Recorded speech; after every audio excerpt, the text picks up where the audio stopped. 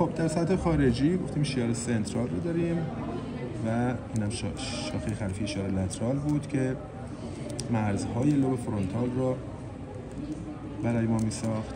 جلوتر از این شیار میشد لوب فرونتال. به موازات شیار سنترال شیار پرسنترال بود. شکنجی که بین شیار سنترال و شیار پرسنترال قرار میگیره، این شکنج رو بهش میگن شکنج پرسنترال، معادل همون ناحیه 4 برودمن، ناحیه حرکتی اولیه پرایمری موتور کورتکس میشه.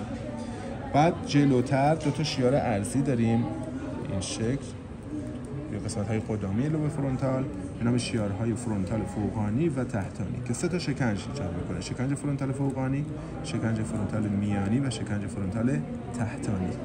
ببینید توجه کنید همیشه یک شکنج بین دو تا شیار نیست. این شکنج فرونتال میانی بین دو تا شیار فرونتال فوقانی و تحتانی، اما شکنج فرونتال فوقانی بالاتر از این تا کناره فوقانی، اینجا بین یک شیار و یک کناره.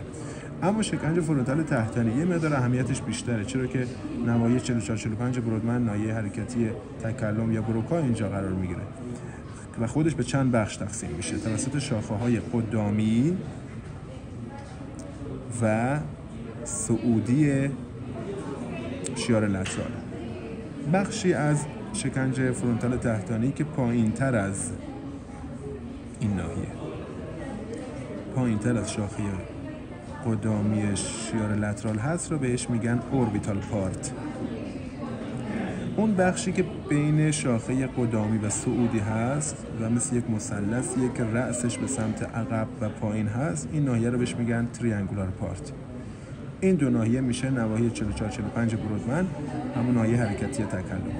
و بخشی که عقب‌تر از این شاخه صعودی هست تو این نواحی تا اونجایی که میرسه به شیار سنترال، این ناحیه که در واقع مربوط به لوب فرونتال هست و بهش میگن اوپرکولار پارت، در واقع همون اوپرکولوم فرونتاله. اوپرکولار پارت چون مثل یک درپوش روی شیار لترال، قسمت فوقانی شیار لترال رو میسازه و قطعه اینسولا رو میپوشونه. خب این از قسمت‌های مختلف لوب فرونتال. بریم توی لوب پریتال، شیار پست سنترال به موازات شیار سنترال. شکنجی که بین شیار سنترال و پست سنترال واقع میشه، این شکنج رو بهش میگیم شکنج پست سنترال.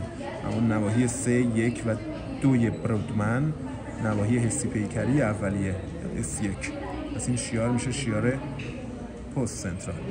عقب‌تر به این ناحیه که به کلش میتونیم بگیم قسمت لوب پریتال خلفی توسط یک شیار ارضی به دو تا لوبول تقسیم میشه. این شیار رو بهش میگیم شیار اینتراپریتال، میشه لوبول پریتال فوقانی، قسمت پایینش میگن لوبول پریتال تحتانی. این بالا میشه نواحی 5 و 7 برودمن، این پایین دو تا شکنج خمیده درش داریم، یعنی در واقع 3 تا داریم که 2 تاش مهمتره. اولین شکنج خمیده رو اگه بخوایم بگیم بهتره که اول بیایم روی سطح خارجی لوب تمپورال رو شیاراش رو بگیم، چون مرتبط با این ناحیه که 2 تا شیار داریم. یک شیار اینجا، این شیار تیکه تیکه به نام شیار تمپورال فوقانی و یک شیار هم پایینتر شیار تمپورال تحتانی که 3 تا شکنج ایجاد میکنه: شکنج تمپورال فوقانی، میانی و تحتانی، که باز شکنج تمپورال تحتانی بین شیار تمپورال تحتانی و کناره تحتانی خارجیه. خب شاخه خلفی شیار لترال گفتیم برمیگرده، انتهاش قوس میزنه توی لوبول پریتال تحتانی. به این شکنجی که اطرافش، شکنج خمیده‌ای که اطراف امتداد شاخه خلفی شیار لترال واقع میشه، میگن شکنج سوپرامارژینال، معادل ناحیه 40 برودمن میشه. شیار دوم این شیار تمپورال فوقانی که اینجا نشونش دادیم، این شیار هم ادامش یا امتدادش میاد قوس میزنه تو لوبول پریتال تحتانی، این ناحیه.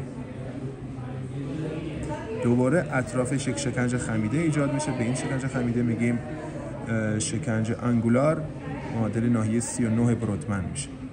این میشه شکنج آنگولار، این میشه شکنج سوپرامارژینال، اینجا آنگولار.